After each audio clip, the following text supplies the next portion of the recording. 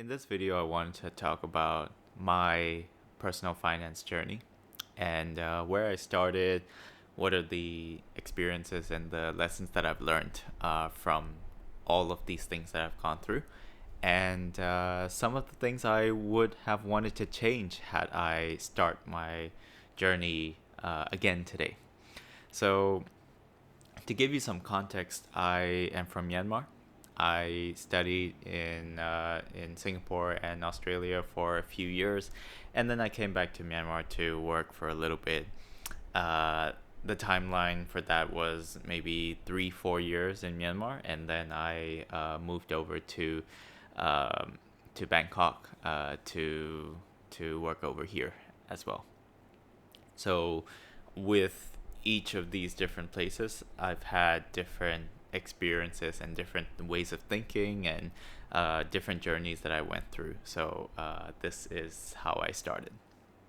So, my first job, I earned, obviously earned very little. I remember, it being it was a freight forwarding job, documentation, basically pushing papers, putting a lot of information through a system and being part of a conveyor belt. So honestly, it didn't pay a lot, but it was one of the more stressful jobs that I had. Um, Almost worked 8 to 8 on most days, and sometimes even on weekends as well. Um, when I started this job, I also did not have an idea of how I was going to manage my money, how I was supposed to manage my money when the salary hits at the end of the month. So really for me it was about just seeing, you know, that my money wasn't overspent by the end of the month. And to be honest, that was just the thought I had in my head. I didn't really have a system on how I was going to plan my finances or even track it. So yeah, I was just spending and looking at my bank account and seeing, making sure that the balance is not zero or minus. Um, so that was how I started, and that went on for another few months. And after I quit that job, I went to another job later on. That was roughly around 8 months. I shifted to another job that paid me a little bit higher. Again, nothing too drastic. But in this job, I remembered myself thinking that I wanted to become a little bit better in terms of how I managed money. And by that, I started to track my finances. And the idea behind that was something struck where I told myself, I don't want my money to be zero or less at the end of the month, but I also needed to have a way to figure out where my money is going and how I was spending and so on. So I wasn't really too intentional at that point, but it was just about making sure that I track how much I actually spend and where my spending was going. So I did that tracking for the most part. And in this time, I was more obsessed with health and trying to look good and, being less skinny. I am still skinny, but it was just something that I wanted to get better at in terms of my health and the way that I presented and the way that I looked. Mind you, I worked in a sales role, so for me, the looks part was something that was a little bit more important to me at that stage. So, one of the more frivolous expenses that I had during that time was to go to a gym and also to hire a personal trainer. And personal trainers aren't cheap, but somehow I justified that expense, and I went to the gym and with my personal trainer. I did go religiously for a year or two, and even then I still didn't realize how much I was really spending, or the proportion I was spending to my salary. So again, I was in a space where I didn't really understand too much about finances and so on. So this switched over to my next role as well. So in this third role, it was more of a sales role as well. I got a considerable pay bump, and this went on. Even with this role, it was a sales role as well. It was I was earning more, so I was saving up more, but I wasn't intentionally saving for anything.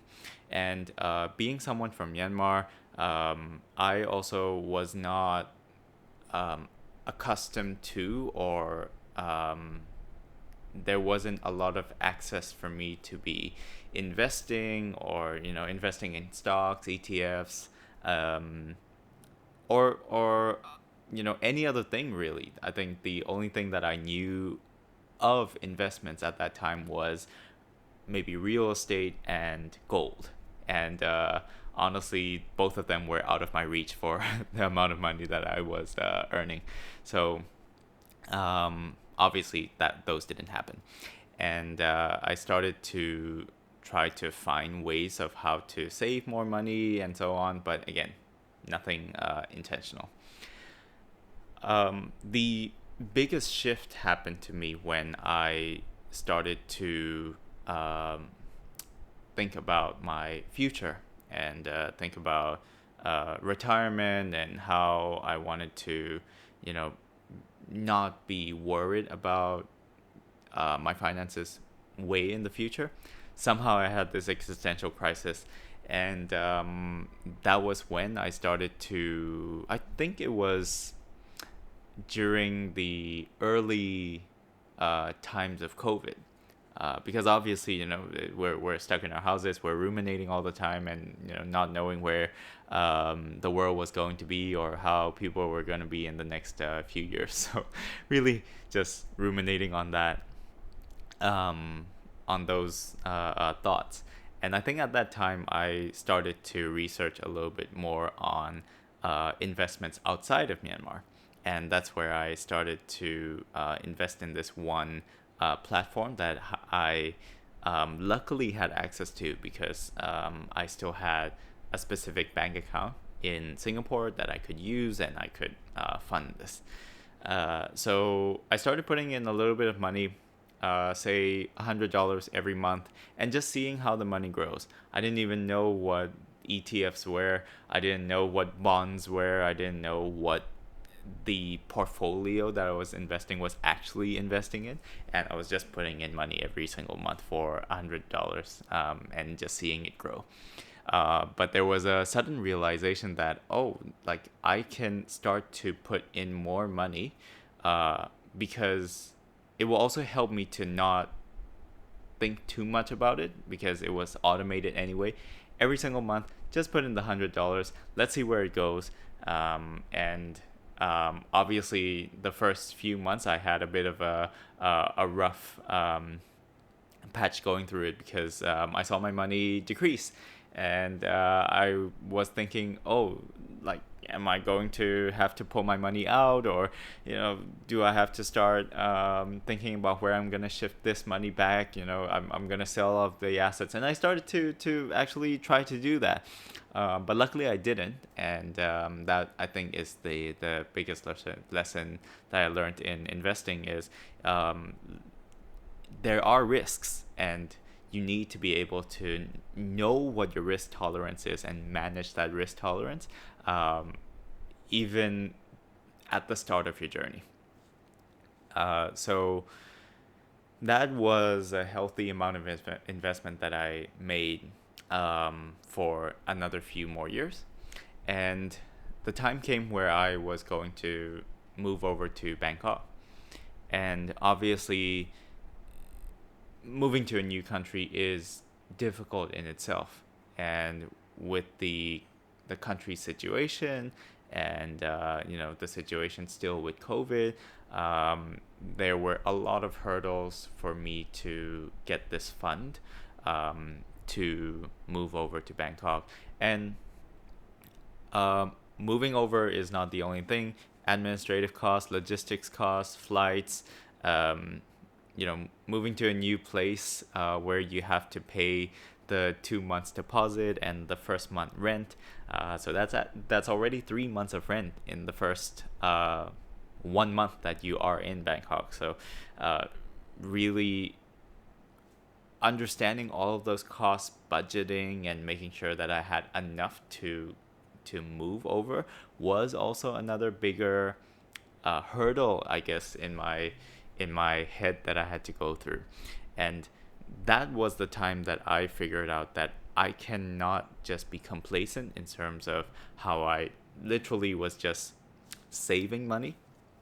And you know even with tracking my expenses, I needed to become more intentional about, okay, going back through the things that I spent. What did I actually spend on? Were these things that I spent on intentionally spent? Were they just spent because I was there in that situation? I liked being with a certain social crowd. I wanted to go to this place, and I like the idea of just like being convenient and having the convenience of certain things in that place. So I just paid the money for it, for example. So it really kind of shifted my perspective on how I should be thinking about money, and how money how I should make money work for me. So again, went over to Bangkok. Luckily, got a job in Bangkok at that time during COVID too. So I had cash flow coming in at the end of every month. This was when I told myself that I wanted to make sure, at least for the first 6 months or so, to really save as much as I can, whatever was remaining, plus set a goal of how much I wanted to save at the end of each month, and have that as a non-negotiable. So initially, I told myself that I was going to save from 15% to 20% of whatever I took home. And that started well. I saved up, and basically I was just saving the money in my bank account. But I also realized that I was not also investing this money. So understanding that, yes, it's great to have saved, but at the same time, your money is essentially losing its value to the economy because of inflation. This was something that struck a little bit later, when I was still doing the savings without the investment. So then I started to try to research more on the investment options that that was available to me in Bangkok as an expat. And honestly, that was also a difficult journey because, as a Burmese passport holder, there are restrictions in certain banks, restrictions in certain platforms, and even with the financial institutions, certain banks would also not allow, say, for example, for you to open investments accounts, or bond accounts, or mutual fund accounts. And those are things that I had to try to just explore and see, and just go to each bank and just ask, right? And sit there for a few hours, and give all the paperwork that they asked, and make sure that they assess whether I am eligible for this or not, and just see. That was quite unsuccessful, honestly. So I stuck to the investment platform that I had been investing initially anyway, and then basically build up on that. So one more thing that I also was intentional about, or that I started being more intentional, was because I was going to save the 15-20%, and because I had took that amount first out of my salary before anything else, the remaining amount was something that I had to juggle and manage. It wasn't a lot, but it was also the learning at that time to understand how to set boundaries. I think this is probably the one of the biggest lessons that I've learned in terms of my financial journey is that I think it is really difficult to say no to certain things when it comes to social interactions, when it comes to going out with friends, family, or just or having new experiences. When your circle of friends or the people that you hang out with are accustomed to going to really nice places to eat, having nice experiences, the travel and so on, where you have an uncomfortable feeling of not, I wouldn't say not being able to spend, but not wanting to spend that much because it does not mean that much to you, and you having to say no is a different level of boundary setting. It was difficult, and I think for me it is still difficult until today. But let's say I go to a restaurant. I'm not much of a foodie. I like trying new foods and whatnot, but I don't necessarily know the taste between like what's like really good, and what is good enough. And to me, it tastes more or less the same. I don't get so much more contentment or happiness out of it. So let's say we go to a restaurant. Friends suggest a certain place. You go to reviews and see that, okay, you're going to be roughly spending around 500 plus baht, for example. Usually my expenditure for food and whatnot and going out is roughly, say if it's a restaurant or whatever, you have a few drinks and you have a nice meal and whatnot, say 150 to 250, and that would obviously get you a pretty nice meal. So there are times where I have told some of my friends, I would just say to them, hey, this is a little bit of a stretch for me, and with my budget and how I want to save up and so on, it's going to be a little bit tough. I do still want to hang out with all of you, but maybe I will sit this one out. That was initially how I started conversations. Another way that I also set my boundary was to just tell them, hey, this is a bit too expensive for me. I might not be able to eat or drink together with you. I'll eat something of a small meal before, and then I will join you guys for maybe drinks, so that at least I get to spend time with you. Would that be okay? Sometimes though it is difficult to do that because you have certain people that come back to tell you, oh Coco, but this is just we're just having a good time, please just come and enjoy with us, you already don't spend a lot of money, this it's fine for once in a while. It's that does play in my head, and it is a reasonable thing for you to say, but at the same time, once in a while becomes many times in a while, and you're gonna blow your budget. So being a little bit more firm and talking about that as your boundary is something that I've been grateful to have learned, and that I still continue to do and exercise if I sometimes feel that certain places, certain experiences, certain ways of spending money might not be too justifiable for me. So essentially, yes, that's the time that I spent in Bangkok and how I was trying to be more intentional with money.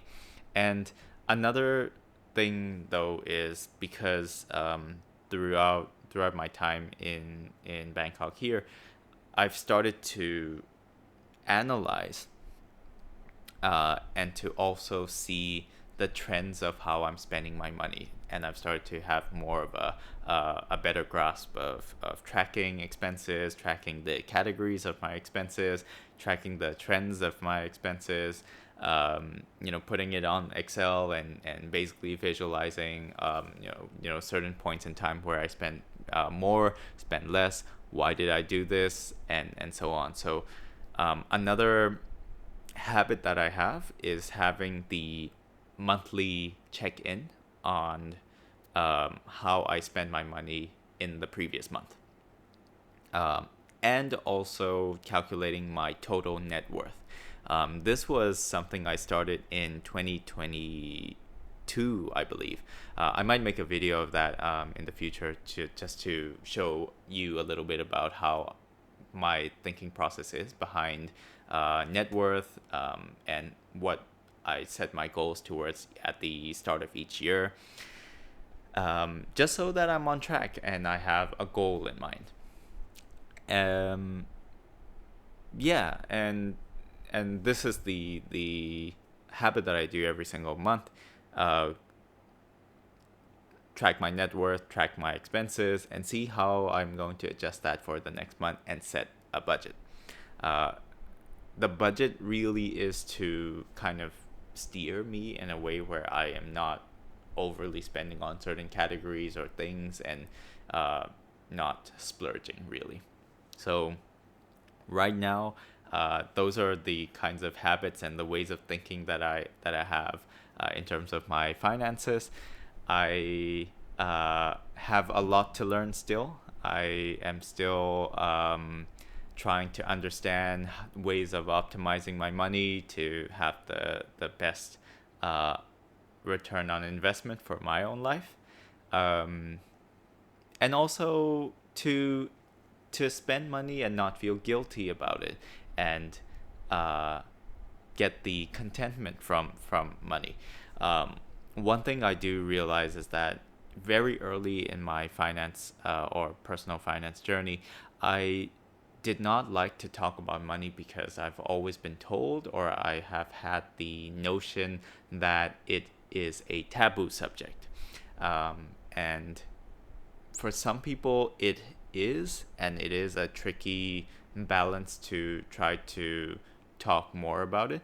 I think it is more taboo, obviously, when you get to the specifics, but I enjoy conversations around money when it comes to the ways that people think about money, the philosophy of how they think about money, how certain people are being more intentional with the ways that they spend money or the categories of things that they spend money on, what brings them contentment and joy. For example, for me, I love spending my money on hobbies now, instead of food or clothing or things like that. And those things I will continue to explore and spend money on, and I will be ruthlessly trying to save on all these other categories, because I know that my enjoyment comes from funding my hobbies, for example. So that is basically something that I will continue to do in my finance journey. So those are my experiences in terms of how I started to save money and the kind of lessons that I've had. I did not mention a huge financial mistake that I've made before, and this was with my investments too. That is also one of a really big lesson that I've learned throughout my financial journey. I'll make a video of it at some point and I'll post it because I think that deserves a video by itself. But I want to end this video with a few things that I wish that I did earlier in my finance journey that I think you can learn from, or that other people can also think about when they are trying to start their finance journey. So the first thing is, I think that what I did in terms of saving every single month was good. Being consistent is really important, and something that helped my saving muscle, so to speak, or really building that habit of I need to save money. I need to do this. I need to do this every single month in order to reach a certain point. Um, which is a great habit to have. But pairing that with having a specific goal in mind. And why I'm saying that is because I started with just saving. I didn't have a goal. I didn't really think of what this money was supposed to be for. So it was, yes, I was doing it every single month. I was being consistent, but there was no goal. Yeah, there was no, solid idea of what this was for. So I think having that understanding would be much of a grounded way of thinking about, okay, this money is going to either my retirement in the next uh 30 years, 40 years, whatever, or I am saving up to fund a big expense that I want, maybe to save up to buy a house at some point, maybe to buy a car at some point. I don't know. It really depends on you.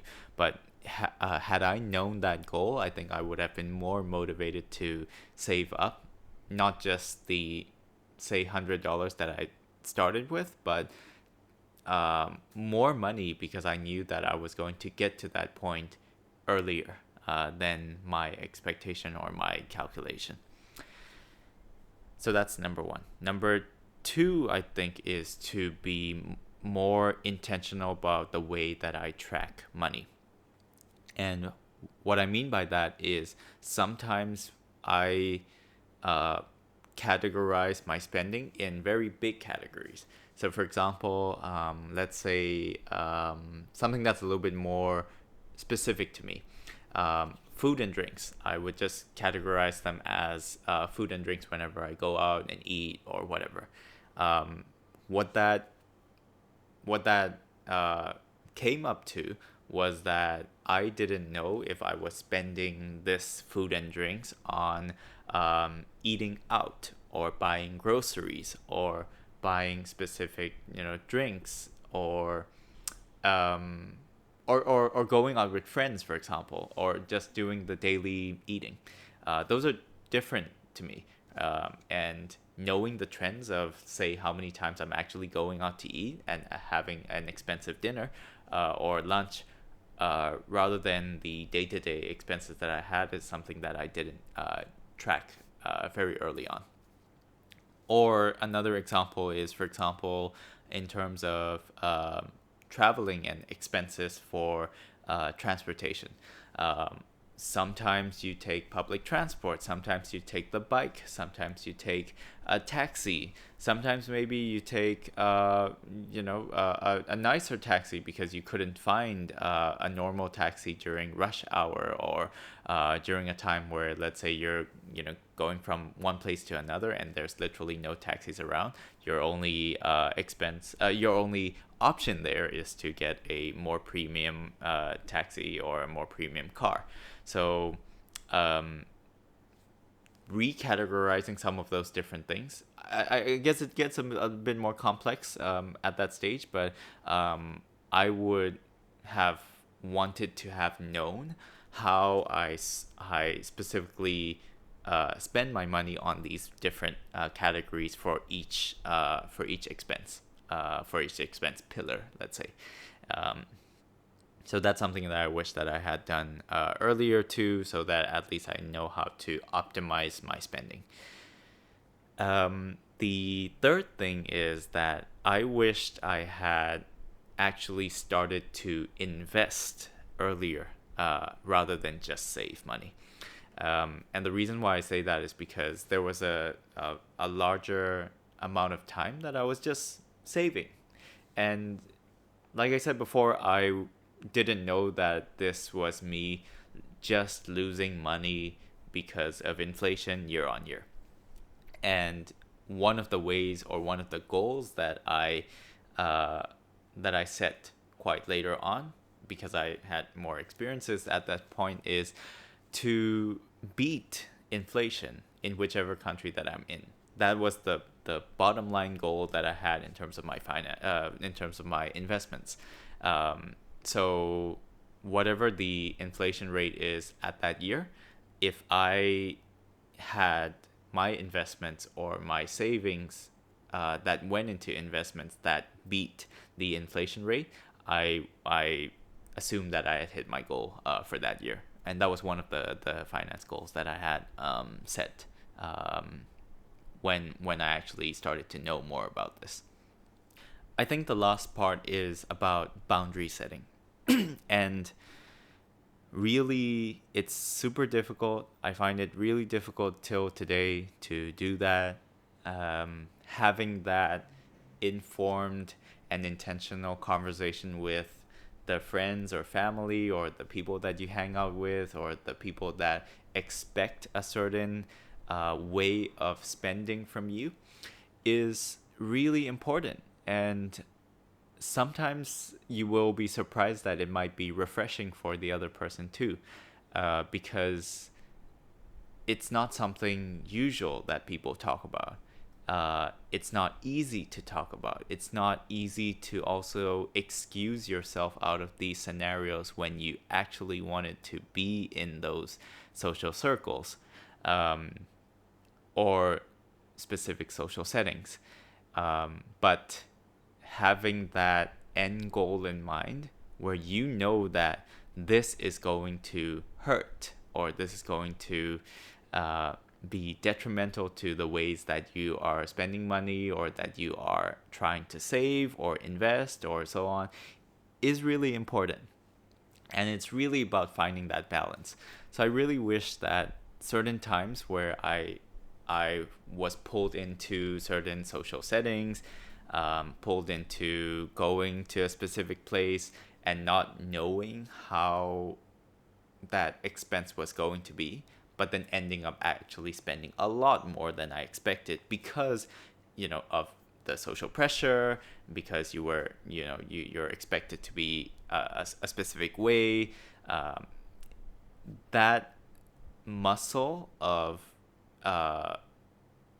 communicating your intentionality or communicating your boundary, I feel is a lesson I've learned that I wish that I had learned or that I wish that I had exercised earlier in my personal finance journey. So yeah, that's really it. I hope you got something out of this video. I want to share more personal finance stories. Please share your personal finance journey and the things that you've learned in the comments as well. And let's help each other. I will see you in another video. See ya.